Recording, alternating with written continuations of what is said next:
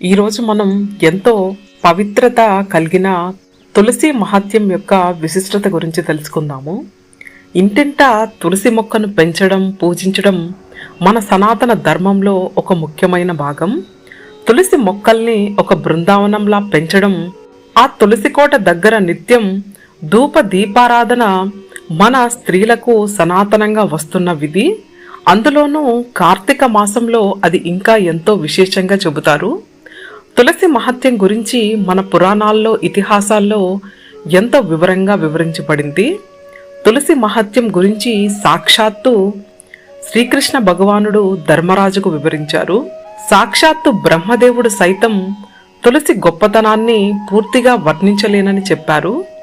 తులసి దళాలతో కూడిన నీటితో స్నానం చేస్తే తుది శ్వాస విడిచాక వైకుంఠ ప్రాప్తి కలుగుతుందని, ఎవరైతే ఒక బృందావనంలా తులసి మొక్కల్ని పెంచుతారో వారికి బ్రహ్మోత్సవం సిద్ధిస్తుందని, తులసి మొక్క ఉన్న ఇంట్లో నివసించడం, తులసి చెట్టు పెంచడం, తులసి పూసల మాల ధరించడం, తులసి ఆకులు తినడం వల్ల సమస్త పాపాలు తొలగిపోతాయని, యమకింకర్లు కూడా తులసి చెట్టు సమీపానికి కూడా రాలేరని అంటారు.